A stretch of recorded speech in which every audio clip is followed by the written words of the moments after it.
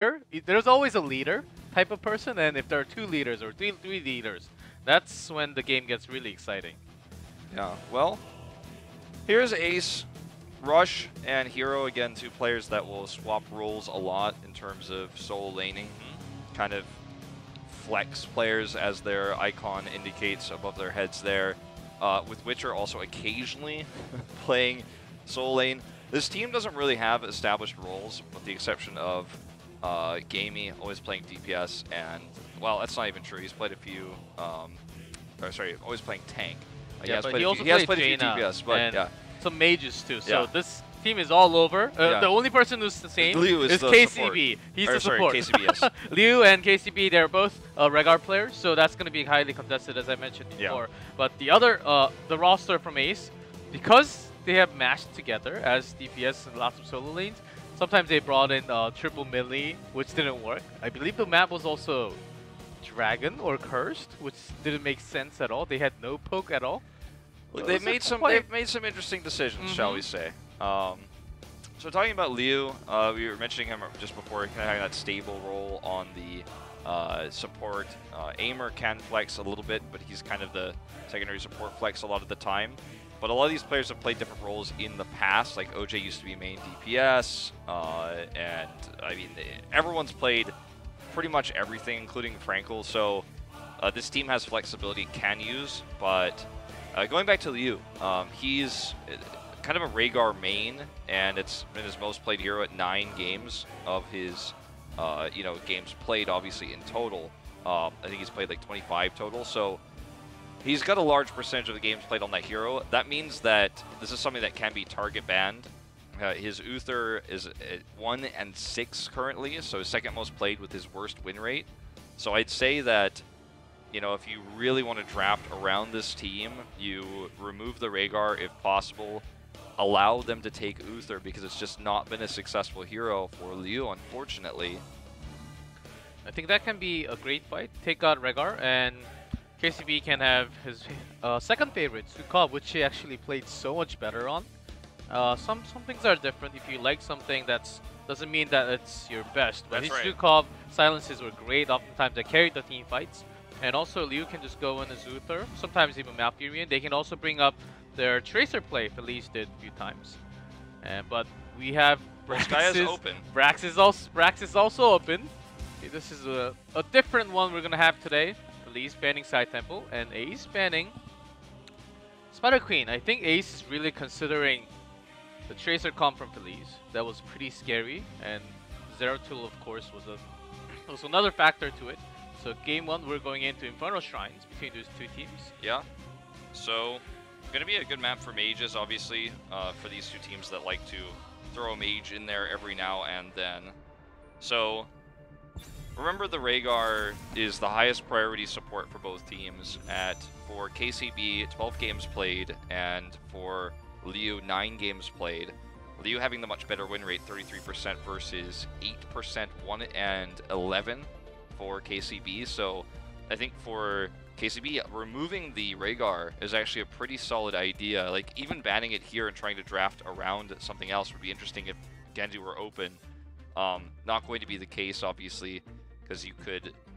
And again, this is not something I want to talk about in terms of standard drafting. I'm just talking about the focal point of supports, which is the only role on both teams that is not flexible. Both teams will not flex their main support onto any other role. So that's, I think, going to be the focal point for success in these games. Even though these two teams might not draft that way, I want to watch where Rehgar falls in this best of 5. Ace is put into question because if they ban Hanzo or Greymane, the other one's open, and they would love to take Greymane over anything else. And for now, it is going to be the Blaze. And Blaze really coming up highly along with ETC, as we saw yesterday. Yeah, Blaze ETC pairing together is just so fantastic to control the early game. Strong on maps like this one, Tomb of the Spider Queen as well. This is Infernal Shrines, by the way, guys. I know we had our client in English, but we switched it back to Korean. We are, of course, playing here in Korea with the live audience, so... let's see what Ace wants to go with this. Hanzo and the ETC, so removing the ETC so that the early game is not fully controlled by Blaze. Kind of a tug of war as to who controls that early game now. Also, they were the ones to ban Malfurion, which was a great counter to CC against all the power slide, and Hanzo just poking from long range could have been a good counter against it. So the support is already gone. Yeah. And this will be a great time for them to pick up that Rehgar. Malfurion's already gone. Yeah. If they pick up Rehgar and have a Stukov snipe ban, I think that would be the perfect way to go if they want to go for that support choke. Yeah, Feliz has Liu's worst support by far is the Uther at 1 and 6, and they don't have yet a hero or a soul laner. Obviously, Blaze can be the soul laner that pairs well with Uther. In fact, Blaze kind of has anti-synergy with Uther at the moment. They could try to go for some sort of hyper carry melee, but gonna grab Gul'dan, and I would love to see the Rehgar here, to be totally honest with you. Yep, there it is. Okay, so Game 1's Rehgar will go to Liu. And they will bring the Gul'dan with that, which we talked about earlier. Obviously, we're going to see a lot of mage play on this map from these two teams. Jaina still available, and something that Ace could try to grab. They might try to go for Jaina Leoric for their soul laner, and their secondary DPS here would be a pretty nice combo. Oh, ETC Blaze split apart from both teams. They already have CC from each side. Of course, ETC wins the duel if they go into head-to-head. But not just in ETC. ETC is pretty... he's a solid line, but there's Horrify now, there's some GC, even Rehgar for the burst heal coming in. Yeah. ETC might not be enough. They would have to bring something else into the solo lane. Like maybe if they think in... they want to build a stronger line in the front, maybe Arthas as a solo lane instead? Yeah, it's absolutely possible. I think that's going to depend on what Ace brings in as their solo laner, because Arthas can oftentimes counter certain solo laners like the Sonya that Ace has loved to pick so many times. Will be Zeratul banned, another strong pick for this team. So these bans have been really team specific, which is actually surprising to me, because my biggest worry for these teams most of the time was that they didn't understand their weaknesses or their own play styles, but now that they face off against each other for the first time, it's very clear they've done their research and they are very much drafting against each other more than trying to draft standard. This draft that we have, if you took a picture of this draft and put it in any other matchup, it would be super weird, but in this matchup, it makes total sense. Yes, taking Rehgar before the second ban phase. Now Ace, he does have Stukov available, and this map fits the pick. Feliz was willing to give that up for Zeratul, because with Zeratul onto the other side, Gul'dan will be super pressured from all the poking with the scatter arrow, and Zeratul coming from the side, just leaping out all the time with the blink. So that was the ban that they didn't want to have the pressure onto the back line. And just talking about the Garrosh ban, of course, against ETC, Garrosh is so strong, and also OJ, the tank player from Feliz, played Garrosh 8 times already. Of course, his on top of that, Muradin 9 times. So Muradin's still a fine choice for Feliz here. Yeah.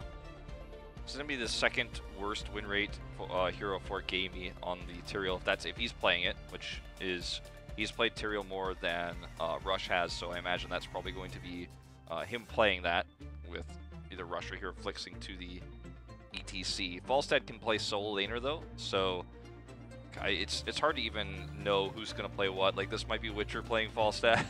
It's tough to say because this team flexes around so much. But this does give them a global presence. In fact, 2 potential global presences, with yesterday stage dive ETC dominating by Tempest.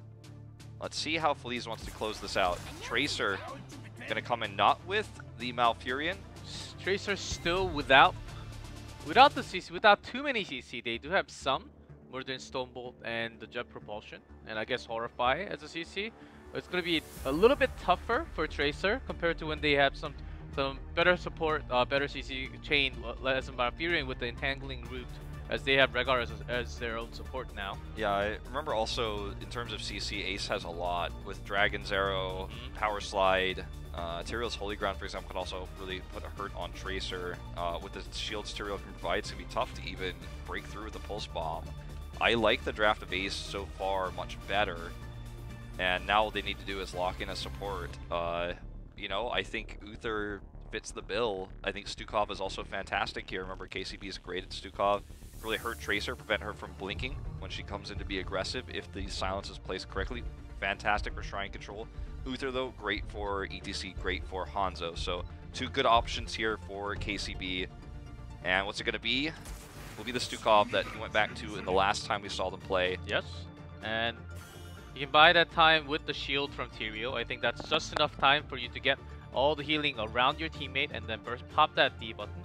They will be getting that the mini ancestral between all the teams. I like this draft, and especially Feliz, they took Blaze because they kind of knew that they wanted to have that Tracer. They're confident enough. Franco oftentimes was snipe banned with Tracer. Yeah. So he's confident in blending all those pulse bombs here. Definitely true. His Tracer actually 1-3 in this tournament, but all 4 games he actually played very well. The stats alone do not tell the story. I'm very impressed with this draft, actually, because to be honest, I didn't know what to expect from this series. I thought it was going to be a little bit messy, but I feel like both teams have really played to their strengths while also trying to deny strengths of their opponents from start to finish in every way. So very good preparation going into a series that in terms of Phase 1, Part 1 is meaningless, but it's about that pride like you were talking about, 7th and 8th place. Okay, so Rush will be on the Tyrael. Going to be gamey on the ETC, actually Hero on Falstad rather than Witcher. So pretty standard otherwise on the other side here for Feliz. Hanaten will be playing Blaze, and it's going to be an Echo Corruption build coming out from Gul'dan. So I'm playing for a little bit more late game with this one, and Shrine Control obviously sacrificed in the early parts, but much stronger later on. That's usually the one that you go for. You don't want to be close to your opponent at all. Yeah, especially when you have ETC on the other side. If you're going for a fell build, you're of course asking for trouble. You are going to be in range for that power slide, or almost too close. And we're getting close to the middle, but OJ just spots around. Falstad is already at the bottom. They don't really want to fight here. They're landing on the CC. ETC gets burst damage, but the shield for the last second from Rush. You know, this is a pretty big win for Ace, I'd say, though. All they had to do was trade a healing fountain. Liu's going to have to head down there to clear that wave. He did get Wolf Run, so he gets down there pretty quick. I don't think they missed a single one of those 7 minions, but Ace is able to now roam around a little bit more aggressively with the Falstad. Kind of one step ahead in terms of minion clear. And on a map like this where most heroes can stay mounted, and, obviously Falstad rotates quickly, you're going to want to stay one step ahead because it allows you to do things like this, camp faster. And I do highly recommend it in your solo queue games, guys, especially if you're a hero that can push quickly like a Falstad, a Sonya, a Malthael. Everyone that wants to fight at level 1 on your team, just type in chat or in voice chat, say like, guys, I'm going top first, I'm going to clear that wave. Then I can maybe take a camp and we can do something else with this. Just tell them to play defensively, which is exactly what Ace did here, which is why they take the camp slightly faster and have that slight lead in terms of wave control at the moment. They already have control from Falstad, who's at the bottom, actually, because Tyrael's up at the top lane instead. So they're trying to cover the rotation. They're trying to start their rotation by taking those camps. And Feliz responded that perfectly. They were missing from lane. They knew that we're not really going for the gank on the top lane. Rush will be fine. Hanaten will also have that E for the escape. So yeah, they just went for the counter camp timing. One of the reasons why experience has evened up is because obviously Hanaten, despite having that late wave, will just destroy Rush in terms of wave clear in that matchup, Tyrael versus Blaze. So he's struggling there a little bit, but about even here. They're going to go ahead and start camping this. I really like this. Feliz is reacting very quickly to the fact that Ace is not using the fact that they have ETC to be aggressive, and so are just punishing that fact by being aggressive with their camping, taking this neutral camp. Fast rotation down from Frankel means that Ace just has to let them take this. Perfect timing for this as well with the Shrine coming up. So now Ace kind of has to deal with this, whereas Feliz is just going to keep pushing it in. It means that they're going to have Shrine control first. And because Falstad was mid, he can't just sit down, clear it, and fly up. Yep, that's exactly. They are trying to gather themselves and go with the rotation. Make sure they're not too slow, but behind in the camps. Actually, Feliz, because they have Rehgar and those mobility from all the teammates, especially Tracer and Gul'dan, the wave clear is so quick. So they're going around, and because they don't have global, they're trying to match that up in a way with the camp timing here. Yeah, that's exactly why they're starting the top one first. No, I really like the build that we're seeing here for Liu as well on the Rehgar, just going full wolf into the Feral Heart. So when he's running around doing camps, whenever he rejoins, he comes quicker. He's going to have mana, even tapping here this time just to make sure he has enough mana for a longer sustained fight. to try to match what Stukov can do in terms of healing output. They have great control over the Shrine at the moment. Frankel is threatening right now. Needs to be careful not getting caught, though, by Gamey. His power slide is paramount importance. Needs to make sure he avoids that every time, but in terms of damage trades here, Feliz is crushing it with the Gul'dan pick. Yeah, with the camp, I think Ace is at least bought so much time. So far, Falstad is pushing, Feliz going in, trying to make something happen, but just pushing them aside. They want to get this first finisher, but meanwhile, Hero has been pushing, so it's going to be about an even trade. Let's see how well Feliz can push with this Punisher now. Yeah. Luckily for Feliz, they got this camp too, so this wall is already one cannon tower down, basically. That was a really cool bait by Rush, using the Aldurin's Might there. So the wall will eventually go down, but you know, a lot of extra soak gotten by Falstad bot. Now he's going mid, so one he's not small really missing mistake. There's the pulse bomb from Frankel. Gets the heal. KCB is on top of things. He knew that they were coming in. Yeah, that was very well played. Frankel gets out as well with the cleanse used there and the recall. As you can see, you know, this does even out. The only kind of lingering advantage for Feliz is the damage done to the fort, but that's insignificant at the moment. Will be more significant later. Just a little bit behind in experience because of the Falstad pick. So level 10 is going to be reached around the same time for these two. Now look at this. I like this a lot from OJ. He's going to make sure that they don't trade camps. So now Feliz has an opportunity to use this camp pressure to actually steal another camp, which is really high-level thinking in terms of macro play. Because they see everyone is there, OJ scouted that out. They leave. They're looking for a pick in the top lane. And in fact, they might actually get it here. No, Hadan shows himself. Yeah, but Pulse Bomb's still not there yet. And we do see, I think it's going to be the build from now on, most likely from Blaze. The basic attack build with the Adrenaline Stim Pack instead. Used to be the cooldown one more likely, but nowadays basic attacks, it reduces a lot of the enemies' power that way. So I think we're going to see that a lot more coming up in Eastern Clash and Western Clash. Yeah, for Blaze. It's very powerful. It's my go-to build in solo queue. I think it works well with almost every comp too, just because you basically do so much more in terms of clear power, rushing power, like around the map, and you ignite your flame. You go that route. There's a lot of potential for kind of zoning and longer fights too, and we'll kind of counteract what, again, the Stukov can do in terms of a longer fight that Rhaegar cannot. Rhaegar's advantage obviously will be the ability to Ancestral a target, very likely to be Blaze in this case, as he's trying to get his bunker into position. So 10 reached about the exact same time here. I don't think we're going to see any sort of weird talent picks. The strangest one would have potentially been the stage dive, with Falstad already available, just unnecessary here, and they're going to play it safe. Really only interrupts they have are the Horrify and the Stormbolt, so still pretty potent. Nothing crazy. And for the teamfight potential, I think Ace has a pretty strong one. Of course, Mosh Pit with the Gust and extra CC from Hanzo just got a lot of damage, but the healing was already there. KCB's... That was a bit delayed reaction from Frankel. If he had done it a second earlier, that probably would have been a kill. Yeah, but KCB's on top. He's so much better on Stukov. Every single of his Stukov play that I see him play instead of his Rhaegar, he is about 2 times better, I think. Yeah. I would have to agree with that.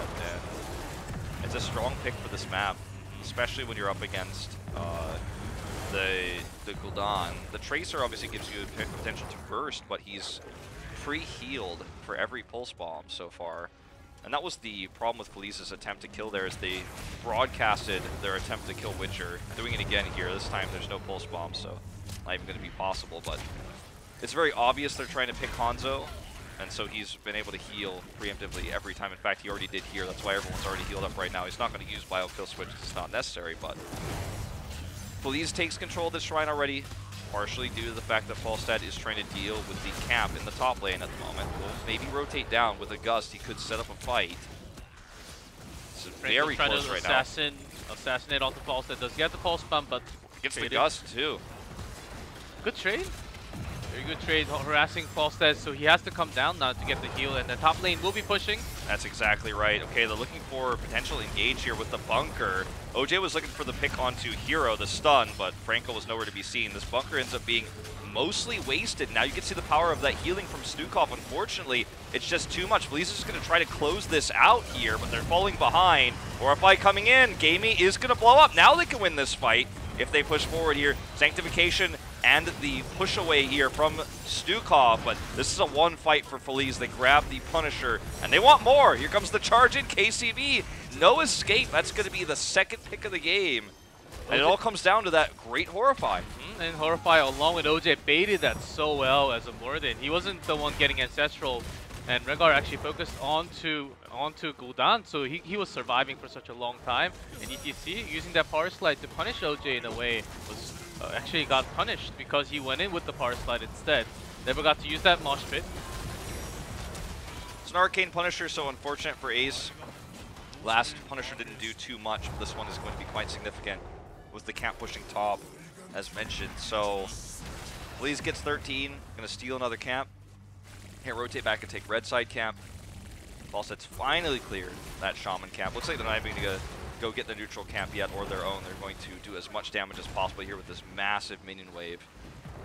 You have to do moves like this since the change to ammo or the removal of ammo, because in the past you could just leave this wave here and if they didn't rotate down, they lose a lot of ammo and you still gain something, but you kind of have to push with the wave. Now they're going for the neutral. This is pretty risky against an ETC who still has Mosh Pit. Tracer is trying to snipe onto the Falset once again. Bombs there with the melee. Just barely not able to do it. Did not take Tracer rounds, so I guess that's... But it was still worth it because Ace, if Falset came to join the fight at the bottom, I think they could have stole that camp. And because Tracer was dealing with Falset at the same time, at least knew that Falset could not come. Yeah. So teamwork is quite a different level here. Feliz, I think they're on top of Ace tonight. Yeah. Well, could it go takes camp now? Obviously, because they have full control of the map. Feliz has really threatened Falstad every time with this Tracer, and I think this goes back to why the Tracer was picked, despite not having the Malfurion combo or the material that has been so strong with Tracer in Korea. So I'm liking this effective, pressure that she's put onto Falstad. Obviously, she gets the kill, then it's amazing. But even without the kill, as you mentioned, forcing Falstad away, forcing him to use the healing well, these are all big wins within themselves. They're going to get the support now with all the pressure in mid and top. At least I think they'll get it. They're going to damage it quite significantly. And Frankel can just blink away, so yeah, it's not going to be a crazy threat coming in. Jamie's trying to power slide, but there's another route of escape, and Blaze already on top. Ace, even though they have the global hero who has not been playing Falstad at all this season, they're not really making that global too effective. Maybe half of what Falstad can actually do in this game. Exactly. Like, Hanatan's making it look like he's the global up there because he's been able to deal with this camp. So because they forced all the rotation to the bottom, they are trying to pressure in, do some damage to the fort, but Gul'dan is stopping that, delaying that so well for now. Exactly. And he's also picking up a lot of stacks while doing so. That was a really cool bait, basically, where they tried to force Ace down by threatening the fort, and then the camp was cleared. Now top's completely controlled by Feliz. Now, sure, they countered, they got the fort, but look at the wave, the main wave, which means that they are going to have to be super far away from the shrine in order to stop this next camp. Ace is just trying to catch up in experience right now, but controlling this shrine is going to be a big challenge, and okay, Hero should be fine here. Maybe not. Maybe not. Oh, he's going the wrong way. Okay, there's the Gust. He gets out with the Gust again, but Gust takes much longer to get than a Pulse Bomb. Also, Frankel's quite healthy. Well, with minions are pretty strong against Tracer. But look at this push. Like, Frankel's gonna get away, and look at how far away they are from the shrine that Blaze is soloing at the moment because of this camp. So this is going to be an easy mortar punisher for Feliz. This is going to go directly to the keep wall. And Ace just needed to be more decisive. I think they needed to be willing to take a talent tier down team fight, or maybe get there right before 16 for Feliz, for example, fight a level down. Well, because this might be the key. Frankel's basically killing Falstad. What Falstad is supposed to do, fly in from the side, get extra ESP from the other side of the battle, and come in with the Gust and try to make that engage because they have the mosh pit. They want to have those big moves to win the team fight, but without Falstad, they can't do anything. They have to make their own, but it's going to be a 4v5. Yeah, he has his flight, but he's too far away to get into the battle, and you know, he just now got his Gust back. They have 16, and was trying to soak and wait worth it. At the end of the day, we're going to find out. Falstad looks like he's heading back for that flight at the moment, but already this is chaos here. KCB taking a lot of damage, trying to silence this push, trying to slow it down, but Falstad looking for that angle. I think he's on here he comes. The way. Okay, that Hanzo arrow completely whiffed, by the way. We've seen a few of those this week. Horrified to counter the Gust, and Hero is going to go down to Frankel here. Frankel chases. Nope.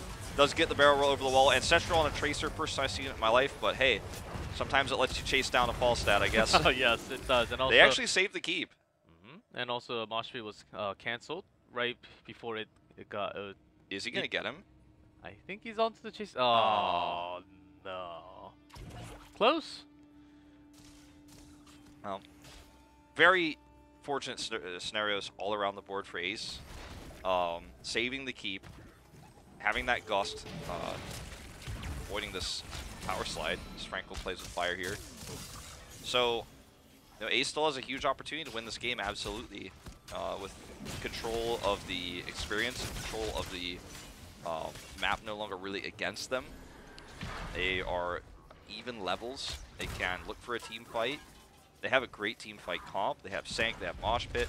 I think forcing a fight is actually one of the best things they can do. Instead of having Falstad getting picked or forcing to get hard every few seconds, just trying to use him to force a team fight using the Mosh might be a better opportunity. But it looks like right now Frankel's looking for a potential pick onto Witcher. I think it's pretty unrealistic at the moment, but he's looking for a chance.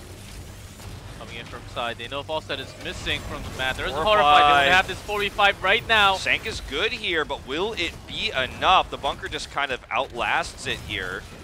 They're just going to send OJ away. He will heal up very quickly. That was a great holy ground. Hanon's trapped by his own wall at the moment, but they're going to try to turn this around.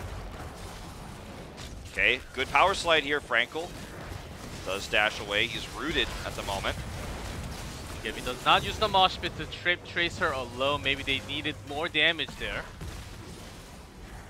Actually, a really low death game. You know, you and I were joking yesterday. We thought this would be maybe the highest death count in the whole first phase of the first part, but both teams have been playing really phenomenally against each other right now. And it seems like Feliz has been pushing so much more, but the level difference is not the biggest one. Ace could make a comeback anytime. Just one team fight win will actually turn things around for Ace, and Hero has been sniped many times, but he didn't die. He didn't give that EXP to Tracer all the time, so yeah, he was able to always from the side. Yeah, he's always able to come back and soak. Is exactly what you're saying.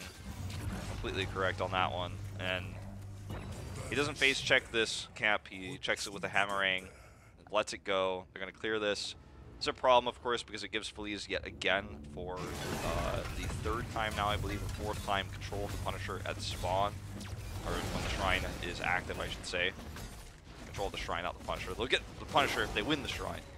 But you guys know what I meant. I know what you mean. Yeah, well, that's all that matters. As long as you know what I mean, I'm sure you could translate for everybody else. You're good at translating as well as casting. Of course. Thanks. So look, they get control of the Shrine because everyone had to go up and clear that camp top. Falstad stays top. Frankel wants a pick, but actually not going to be lucky. In fact, this is going to be a potential turning point because Ace has Falstad here faster than Tracer, at least for the time being. Could be a good Gust opportunity. Frankel coming in for the snipe, but not going to be close enough again, even with the parting gift this time for fire lands on ETC. Okay, follow-up stun here. ETC is the target. Frankel's just at full health this entire time. Hero has to go and tap. Just a huge heal from Tyrael, and the healing coming out from Stukov is so major from Ace, and they have kind of been trapped in there. Okay, he gets the Ancestral in the bunker, so we'll get that off. He's just going to micro within the bunker here to control this Shrine. They already had such a lead that there's just no reason for Ace to contest. They might have won a longer team fight had the heals continued, but they're not going to win the Shrine, which means the Frozen Punisher is going to start fighting. And it looks like they didn't actually even finish this Shaman to the top. They thought they did, but that means they're going to lose 2 keeps probably from this. Falstad was trying to cover the top, but he knew that Tracer was missing from the Shrine, so he didn't really risk himself with going up. He's going up now, but he may just save it, I think it's gonna go down regardless. Yeah, I think it's gonna go down into the next wave anyways. The stun onto Tyrael and the combo stun from Blaze. Nicely done by Hanaton there. Yeah, it's gonna be sad he wasted his pulse bomb, I guess. Wasn't needed there, but Keep survives with probably less than 200 health. Another stun on the Gamey, chained together. Gust for the save. Stukov here, looks like Gamey is going to survive, but don't think this Keep will. Looking for an opportunity as Frankel gets that pick on the Gamey right afterwards, so I guess short-lived was the escape.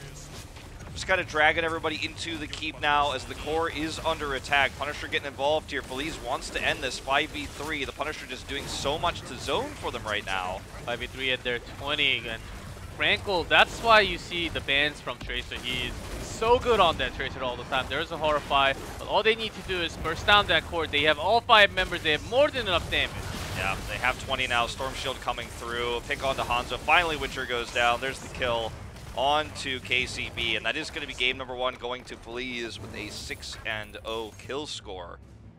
On a perfect game. Very close game between these two teams, and to be real, I mean, I thought it was very well drafted on both sides, but it was Frankel's Tracer that made the difference against the Falstad. That matchup was the winning one for Feliz, and I think that's the main reason why they pulled so far ahead. And they were able to use that to gain control of every Shrine fight from the outset, because normally when you have a Falstad, what you can do is soak and then fly in right when the fight starts, so you get extra soak and you can control at the same time. But because he had to constantly hearth or tap, or was scared to come from a normal path because he didn't know where Hanaton was, or sorry, Frankel was, that gave this extra advantage every single time to Feliz. Well, Ace was willing to ban Garrosh to empower ETC in a way, but even with that ban, ETC did not get a single big mosh pit. Yeah. Not even once. It was cancelled twice, and the Gamey ended up dying because Tyrael was busy protecting the backline because they didn't actually know where the Tracer was going to come, and so the Hanzo needed that shield all the time. So it's supposed to be ETC along with Tyrael going in and then diving in with the damage from Hanzo. But if they have the two removed, they're not staying together. They're not giving the shield to ETC, which put a lot more pressure to ETC all the time, and that's why they kept on losing the team fight. Of course, so much more CC and coordination coming out from Feliz and Frankel's Tracer. I think we're gonna see that banned in game 2 and 3. If there is game 4, game 5, I think Tracer should be banned all the time. I think it's more worth it than the Garrosh ban, given the situation. Sure, Murden was pretty helpful, obviously, in the dives onto Hanzo and onto Falstad, but not absolutely necessary. Garrosh could have been used there instead for other pick potential in the early game, especially with Blaze and Garrosh. You could threaten an ETC, but I feel like the Tracer ban would have been more effective. It's impossible to know things like this, even though you know that Frankel's so good on the Tracer. This is kind of a hindsight thing we can look back on and say, well, very obviously the Tracer ban was more correct. That's why I think we're going to see adjustments in Game 2 if we have a similar sized map. However, Tomb of the Spider Queen was banned, so, you know, it's a little bit tougher to use a Tracer to chase down a Falstad on Sky Temple, for example. It takes a lot longer to get there. It's also, well, Sky Temple's also banned, I guess. But on a map like Warhead Junction, for example, which is, you know, Not here. Not in the pool. I'm talking about big maps. I'm like, Curse! Cursed Hollow is a big one, yeah! Garden! Oh. I mean, what's the other one? Like, Battlefield of Eternity is like pretty far away. It's only 2 lanes, but it's like kind of over, it's like a little bit further away. Like, you know what I'm trying to say, G-Clef? Okay, like, I know. Like, Haunted Mines, you know, you gotta go through, it's over there. Like, come on. Give me a break. Like, you know what I mean? Like, there are a few other maps, of course. Well, Curse, Towers of Doom, you know, it's, yes, like, it's pretty far over there, okay? Like, we got it, okay? I got it. I'm sure everyone got it. I think Tracer's still viable, sure, on those maps, just not as strong, as what I'm trying to say. So I'm guessing, like, if I'm Team Ace, I want to pick a bigger map again, try to play a similar style with Falstad, maybe, where you could fight over an objective like Cursed Hall, like Towers of Doom. Fight over an objective, use Stukov, which is KCB's, I think, best hero at the moment. Then you can make that same playstyle happen, maybe ban the Tracer so you're not as worried, and it could work out. Or you can have your own Malfurion if you're willing to do it. I think it's also a hero pool problem, as KCB just loves to play those two and nothing else. Only if those two are taken away and banned, he would choose something else, but oftentimes Rehgar, Stukov, those two are his favorites and nothing else. So I think he really has to work on that, if not today, there's still time during the Western Eastern clash. There's a month of 3 weeks, I guess, for us. Yes, 3 weeks, 3+ weeks. About 3 weeks, yeah. Yeah. So for him to practice on to get the teamwork, I think he needs to enlarge his hero pool, and supports right now is so important. It's not double